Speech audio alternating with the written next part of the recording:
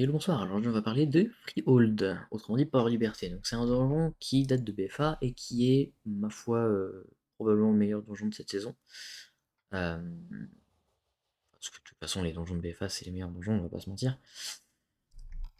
Et en gros, ce donjon est relativement short au chrono maintenant. Remarque qu'il a toujours un peu été, mais vous avez énormément de liberté dans ce donjon en termes de route. Moi, je vais vous donner la route qui fonctionne le mieux pour moi, et c'est la route qu'on faisait à BFA aussi. Il y a juste un ou deux packs qui changent pour essayer en fait de gagner de la place ici, parce qu'en fait, on a remarqué que apparemment, ce pack-là, il peut potentiellement pull quand on pull le boss, et de toute manière, comme le boss a changé, on a besoin de place, donc c'est important de faire ce pack-là. Mais il faut savoir aussi que de toute manière, pourquoi il y a un rat ici, on ne sait rien. Pas de rat normalement. Bref. Euh, c'est important de savoir que de toute manière, si vous êtes un démo, vous pourrez faire un skip ici. Il y a juste les deux premiers mobs qu'en général il faut faire. Il y a beaucoup de choses qui ont changé dans le donjon malgré tout. Donc on va voir ça. Si vous êtes en fortifié, ça va être intéressant de faire un triple pull et des BL. Sauf si, je dis bien vraiment exceptionnellement. Et là c'est important de faire très attention, sinon c'est un wipe sur ce pack de mobs. Si vous avez galvanisant, le massacreur, quand il va faire son beuglement, il a plus de points de vie. S'il meurt pas avant les autres, c'est la mort. Sachant que le flingueur aussi, son tir, quand il est renforcé, c'est un enfer. Faut vraiment essayer de défoncer le flingueur et le massacreur. Ordre, vraiment prioritaire, massacreur, flingueur, chien et le reste. C'est hyper important. Parce que le reste. Après, il y a le fracas de sabre aussi qui met vraiment cher au tank. Mais en général, il y a tous les CD, donc c'est pas trop un problème. Sachant qu'il y a la BL qui pop aussi. Voilà, donc c'est le premier pack. Le deuxième pack, ça va être de prendre ça plus probablement. C'est pas toujours, mais en général, les gens prennent le double pack. Donc, faut faire attention parce qu'il y a un flingueur qui traîne un petit peu, donc il peut se faire grip, ou alors vous allez l'os ici. Faut savoir qu'il y a un anti-heal, voilà, donc il faut absolument dissiper le poison s'il y a. Et le fracas de sabre, c'est un enfer sur le tank. Ensuite, ce qu'il faut savoir, c'est que ce petit pack de mobs, il y a deux massacreurs, donc il y a deux cris qui partent. Faut faire attention, pareil en galvanisant, c'est un enfer, faut vraiment les tuer synchro. Et en galvanisant, on fait pas le double pack, hein, je pense, de toute manière. Donc voilà. C'est à peu près tout. Faire attention à pas pull la patrouille. Faut vraiment attendre qu'elle se barre, la patrouille, si elle arrive. Faut pas juste attendre qu'elle se recule un petit peu, faut vraiment attendre qu'elle soit quelques mètres plus loin, quoi. D'ailleurs, c'est pas 3 mobs, c'est 4 mobs, je crois. C'est pas grave. C'est un enfer, hein. Ce pack de mobs, il est très violent. Si jamais ça pull, c'est un wipe, hein. Cherchez pas plus loin. Ce boss, il est un peu chiant en heal, parce qu'il a changé. Il est beaucoup plus punitif qu'avant, dans le sens où en fait son tir a changé. Mais sachez en fait que depuis BFA, ça a toujours été un problème. Il reset très facilement et donc il y a des baits intéressants. Donc là où il y a le cimetière, là, il y a un petit nid. En général, on tank, on va tanker ici. Pareil pour les mobs d'ailleurs, il y a un spot de snap juste à côté du nid, je sais plus où c'est. C'est une espèce de petite barricade, vous vous mettez autour ou dessus et les mobs vont douiller, ils vont faire le tour. Enfin, genre voilà. Si vous êtes en galère en tank, n'hésitez pas à faire ça. Mais voilà, en tank, il va falloir tanker plus ou moins vers le nid et vraiment se spread autour du boss. Le tank va se mettre vraiment vers le bord et le reste du groupe va se mettre autour du boss. Les distants, faut vraiment pas hésiter à se spread aussi. Ça va être chiant si vous êtes genre un druide ou un Draktyr pour heal en zone, mais il n'y a pas vraiment besoin de heal en zone de toute manière, donc c'est pas très important. Faut juste savoir qu'en gros maintenant le tir P1 il est très fréquent et il faut vraiment burst heal sur la P1, c'est hyper important. La P2 c'est pas si important de burst heal. Faut faire attention malgré tout à la P2 parce que l'oiseau il descend de l'oiseau et l'oiseau vole donc il va cracher un peu partout. Donc les distants, faut essayer de bait aussi les plaques. Et donc si jamais ça va au. En fait l'oiseau en général il tire sur la cible la plus proche de lui. Donc faut faire attention à ça aussi. Ça peut être intéressant de tourner chacun autour. Ça c'est vraiment du min-max qu'on faisait à BFA, j'ai l'impression que c'est random maintenant le tir, donc je sais pas trop pour le coup. Ouais, faites juste attention quand même à l'oiseau, parce que si jamais il y a un overlap oiseau plus tir, c'est probablement un one shot si c'est sur un distant.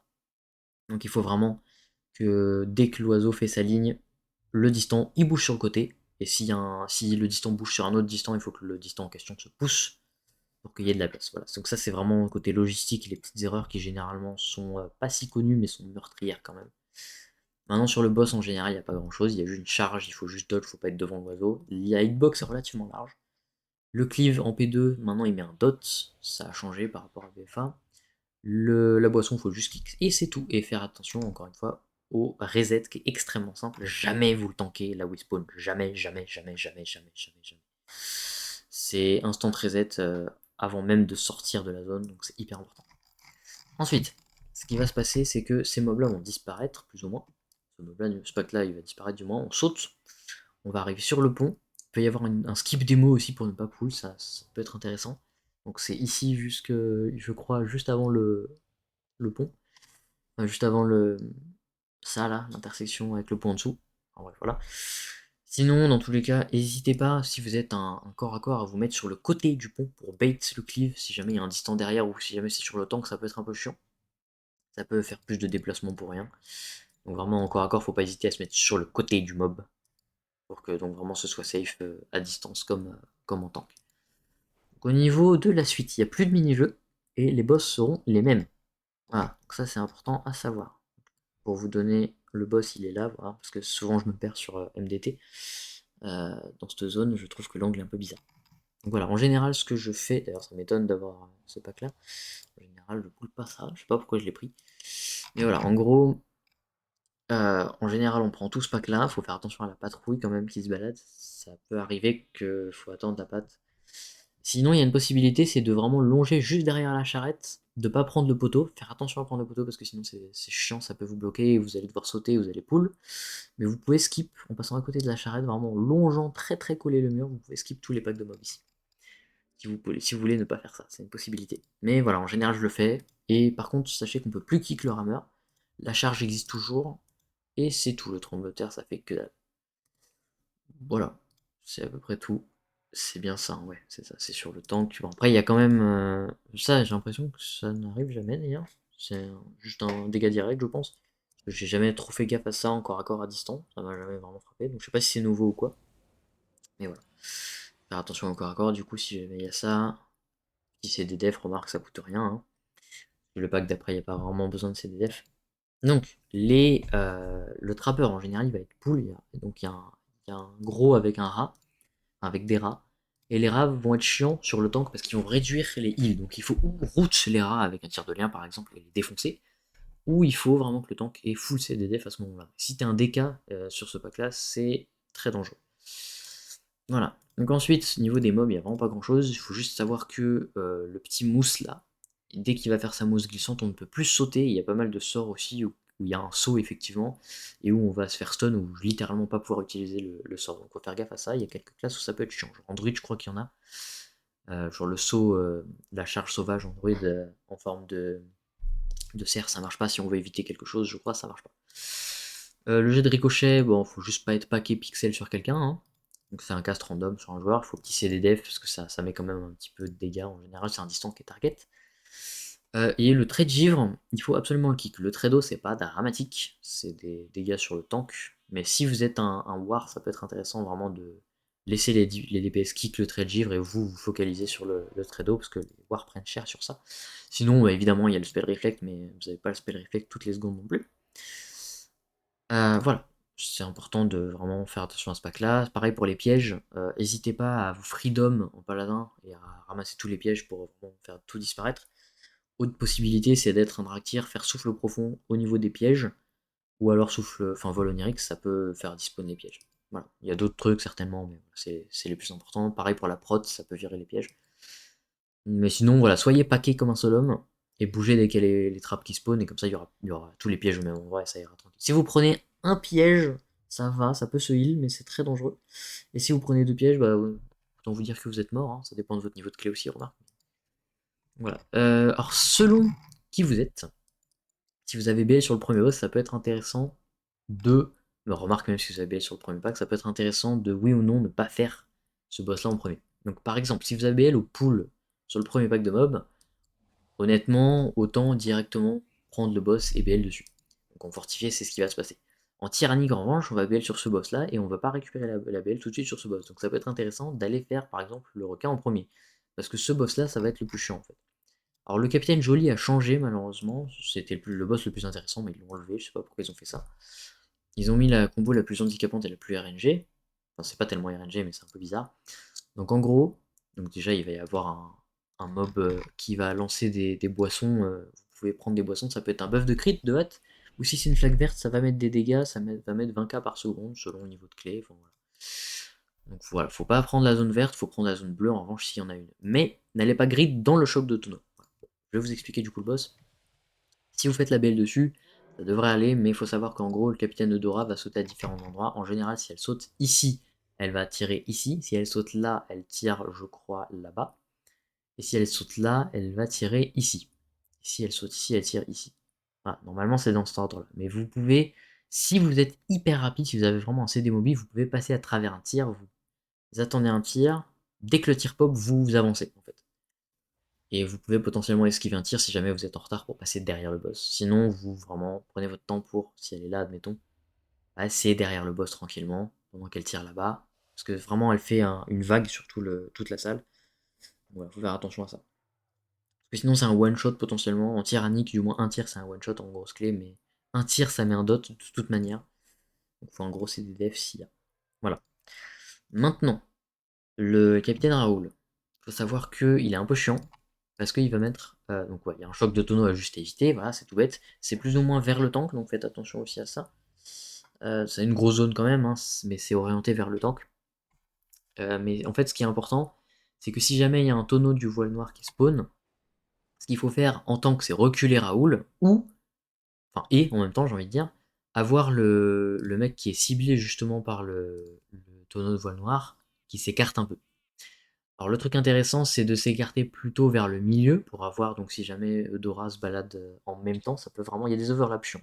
Si le capitaine Eudora se balade en même temps que vous êtes sous tonneau noir, c'est ou en one shot, ou vous avez de la chance et vous êtes libéré à ce moment-là, ou vous avez simplement un dot et ça se heal. C'est hyper dangereux, vraiment. Donc, ce qu'il faut faire, c'est, si vous avez un paladin notamment, c'est mettre une immune enfin une liberté sur la personne qui est ciblée par le tonneau, ou alors vraiment défoncer le tonneau avant que Capitaine Dora se déplace. Mais en tant que jamais, jamais, jamais, au grand jamais, vous n'amenez Raoul sur une cible qui a le tonneau. Même si vous voulez taper le tonneau et être gentil pour le DPS qui est contrôle, vous vous en foutez en fait. Vous n'amenez pas le boss parce qu'en fait, juste après le tonneau, en général, il y a le choc de tonneau et en tyrannique, c'est one shot. Voilà. Parce que donc celui qui est sous tonneau de voile noir, hein, il est désorienté, il peut pas bouger, il peut pas se contrôler. Donc, voilà. Faut savoir qu'il faut faire attention aussi pour ce pack de mobs à ne pas le pull. Selon si vous faites une route vraiment où on passe par là, ça peut arriver aussi. Hein.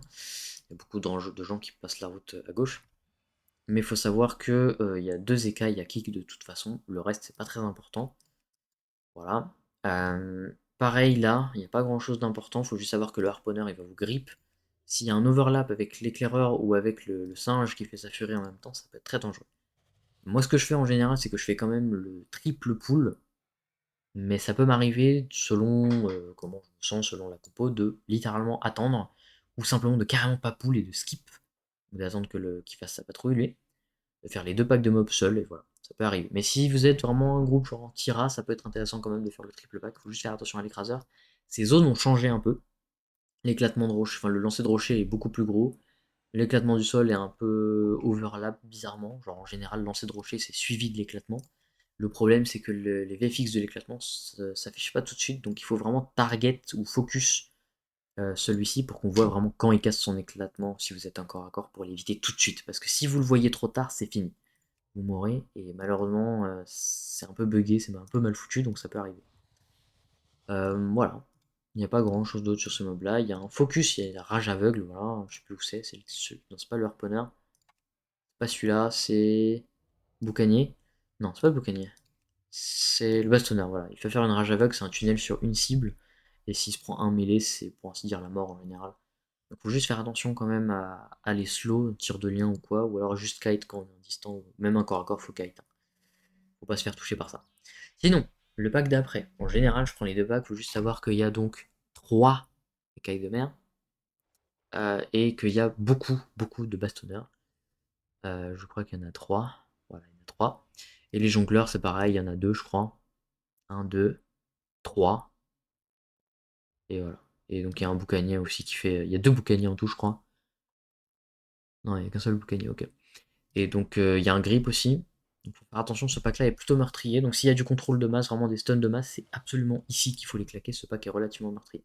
Sinon, faites-le un par un.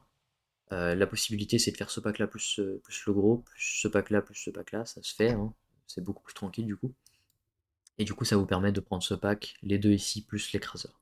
Faut juste savoir que du coup dans le lot il y a quand même un harponneur. Voilà.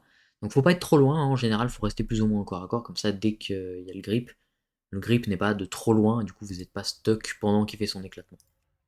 Voilà, donc faut pas non plus être trop au corps à corps non plus, sinon le rocher se met au corps à corps vu que c'est toujours sur un distant. Donc voilà. Ensuite, on démarre le RP, notamment si vous avez un rogue, vous pouvez démarrer le RP directement pendant que les autres font les trashs. Faut savoir que, en général, on pull ça. Il y a des groupes qui pull aussi ce pack de mobs là. Et moi, je pull ça plus ça. Donc après, en vrai, je peux potentiellement plus prendre ce pack là, qui est un peu plus proche et un peu plus handicapant. Mais je prends en général aussi le gros pendant que je prends Ludwig. Ça peut m'arriver même de carrément prendre tout ça en même temps sur Ludwig. Il faut juste faire attention vraiment, encore une fois, à pour le coup les cailles qui va cast. Il n'y a pas de grip ici, voilà. Mais il y a les deux écraseurs en même temps que le Ludwig. Il faut savoir qu'en fortifié, habituellement, à BFA, on claque une BL dessus. Mais il s'est mangé 25% de PV dans la gueule. Je sais pas si c'est nécessaire de BL dessus en fortifié. Mais peut-être qu'en très grosse clé, ça peut être intéressant. Voilà. Pour ce qui est de Tira, ça peut être mon cas un peu, ce boss. Faut vraiment qu'à distance, vous puissiez, si vous êtes un BM par exemple, récupérer l'aggro des requins, faut pas avoir peur. Et bouger, bouger, bouger, bouger très lentement, pour pas vous faire toucher par le requin, mais quand même que le requin soit sur vous. Et franchement, il y a beaucoup de gens qui disent qu'il faut aller dans les flaques de sang, mais ne vous faites pas chier à aller dans les flaques de sang, sauf si vraiment il y en a une juste à côté de vous et vous avez besoin de faire un cast. Mais autrement, les flaques de sang, elles vont vous servir juste vraiment à prendre une pause pour faire un cast. Elles servent à rien d'autre que ça. Donc si vous êtes un distant qui peuvent taper continuellement sans vraiment avoir de problème, genre un mâche-feu, s'il n'y a pas vraiment de cast, c'est que c'est des casts mobiles, vraiment bouger pendant qu'il y a le requin qui vous course. C'est important. Faut pas aller vers les flaques de sang, quitte à ramener le requin sur un corps à corps. C'est une bêtise. Et il faut faire attention, juste après sa tornade, en général, il saute sur le requin pour le récupérer. Et ça peut arriver que selon les décalages, donc je vais pas vous faire un cours sur ce boss parce qu'il est un peu chiant au niveau chrono, mais ça peut arriver qu'il y ait deux requins qui se baladent et que juste après il fasse une tornade et qu'il y ait deux requins en même temps pendant un sacré moment et que juste après il saute sur une cible pour récupérer le requin et qu'en même temps après il relance un requin et du coup à partir de là c'est un petit enfer parce que parfois il peut y avoir deux requins d'un coup, donc c'est un peu chiant. Voilà, bon. Relativement ce boss est simple. C'est juste qu'il y a beaucoup de déplacements. Le tank peut prendre cher par contre, hein. Notamment les tanks ont tendance à rester dans la tornade. Ça dépend de votre spé. Si vous êtes un décassant, je vous conseille de pas trop faire ce genre de truc. Si vous êtes un war, ça peut être intéressant. Mais en général, en tank vraiment reculé, notamment si vous êtes un DH, c'est un enfer, ce truc ça one shot. Voilà, mais du coup, comme je vous ai dit, si vous êtes en fortifié, vous allez BL ici, et si vous êtes en Tira, vous pouvez potentiellement commencer par celui-ci, voire carrément commencer par Arlan, ça peut se faire. C'est ce qu'on faisait à BFA aussi souvent, c'est peut-être commencer par Arlan, puis de revenir et faire le dernier euh, sans la BL. Puisque donc potentiellement, si vous voulez BL un boss, ça peut être intéressant de BL celui-ci, ensuite de faire ça sans BL et de revenir sur lui pour BL. Ça dépend. Vraiment, vous avez une grande liberté au niveau des packs. Donc une fois que vous avez fait les boss, vous venez là, vous faites les deux qui sont ici en général avec ceux-là. Il faut savoir que l'implorateur, il faut absolument kick le grain foudroyant, il a changé, c'est plus une zone, c'est vraiment un kick, c'est vraiment un dégât sur le groupe entier. La motivation douloureuse, jamais kick, ça leur fait certes des dégâts supplémentaires, mais ça fait qu'ils prennent 1% de points de vie toutes les secondes, et je vous raconte pas comment en fortifier c'est monstrueux, sachant qu'ils peuvent le mettre sur plusieurs mobs. Voilà. Et le jet d'eau de mer, faut faire gaffe. Donc en général, on target le jet d'eau de mer et on met un kick focus sur l'implorateur, c'est plus simple. Faut savoir que l'officier, donc là, ça peut arriver carrément qu'il y en ait qui prennent le triple back, c'est très dangereux, parce qu'il y a le barrage de l'âme sur le tank, donc faut surtout pas que pendant le rameur, vous allez sur le tank. Mais ce que vous pouvez faire, c'est faire très attention en tank, notamment en DK ou en paladin, parce que c'est ceux qui se heal le plus. Quand il y a la lame huilée qui tombe, le heal doit instant dispel. Parce que s'il n'y a pas d'instant dispel, le tank ne peut pas soigner et c'est la mort. Voilà, sinon, motivation douloureuse, pareil, c'est des dégâts sur le groupe. Et ce pack de mobs là, il y a un massacreur qui va faire le beuglement, plus un officier qui va faire le dispel. Et je crois qu'il y a voilà, un kick. Et les chiens sont relativement tranquilles en vrai, il n'y a pas trop de problème là-dessus. Mais voilà, encore une fois, vous pouvez faire ces deux mobs-là, faire un skip si vous avez fait plein de pourcentages, c'est possible, si vous avez un démo, faites les deux, skip et voilà. Mais faut faire ce pack là, vraiment, faut le faire. Parce que sinon il peut potentiellement être pull et de toute manière il y a besoin de place maintenant, le boss a changé. Il y a besoin d'une certaine proximité, d'une certaine place pour vraiment bait loin. Aussi prenez votre temps sur le boss, pour le barrage au canon. Il y a vraiment 2 secondes avant que le premier canon touche le sol, donc vraiment faites des toutes petites zones au lieu de courir comme des mongols. Et puis voilà, sinon c'est slow sur l'ad qui spawn.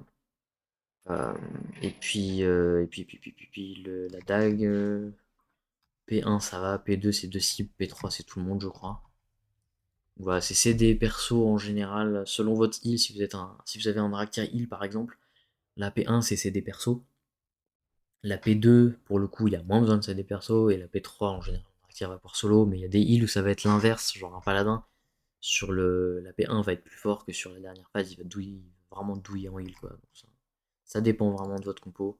Soyez vigilants, connaissez un petit peu les heals. Voilà. C'est à peu près tout. C'est un donjon qui est relativement facile. Niveau pourcentage, vraiment n'hésitez pas à récupérer le pourcent. Euh, Pas vraiment au début, mais genre par là, il y a pas mal de pourcents à gratter. Faut juste faire attention quand même, hein, parce que souvent quand on fait la route en esquivant tous les mobs, on manque un peu de pourcent. Voilà. Après, encore une fois, il y a pas mal de liberté sur ce donjon. Vous voyez, là j'ai fait ce pool là, mais je peux très bien prendre ça et partir enlever ces mobs là, ou enlever ces mobs là et partir sur la gauche pour arriver sur le boss ici, mais ne pas avoir ces packs de mobs là. Enfin, genre, il y a plein de libertés différentes. Faites vos propres expériences avec avec Mythic Dungeon Tool, c'est intéressant à faire. Si vous avez des questions, n'hésitez pas. Salut tout le monde, j'espère que ça vous aura plu et été utile. Salut tout le monde, bye.